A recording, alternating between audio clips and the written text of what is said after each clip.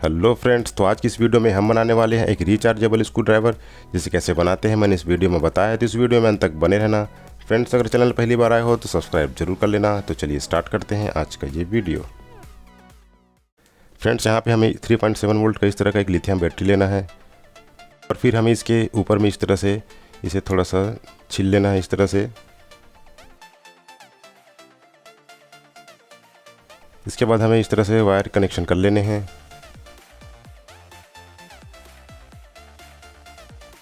इसके बाद हमें एक चार्जिंग मॉड्यूल लेना है और इसके भी कनेक्शन कर लेने हैं।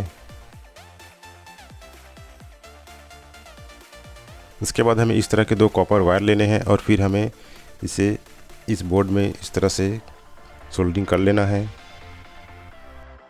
इसके बाद हमें इस तरह के 2 वायर और सोल्डरिंग कर लेने हैं।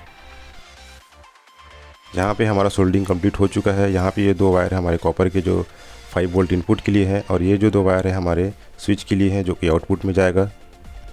इसके बाद हमें पीवीसी पाइप का इस तरह का एक पीस ले लेना है। इसके बाद हमें इस तरह से स्विच के लिए मार्किंग करके होल कर लेना है। होल हो जाने के बाद यह कुछ इस तरह से दिखेगा। यहाँ पे हमें पीवीसी शीट का इस तरह का एक पीस लेना है जो कि हमारा स्विच के लिए स्लाइडर का काम करेगा। आप देख सकते हैं आसानी से फिट हो चुका है। अब इसे निकाल कर हमें इसे पेंसिल से इसमें इस तरह से मार्किंग कर लेना है। मार्किंग करने के बाद हमें इसे होल कर लेना है। होल हो जाने के बाद यह कुछ इस तरह से दिखेगा और ये आसानी से इसमें फिट हो गया है, आप देख सकते हैं। इसके बाद हमें इस बोर्ड और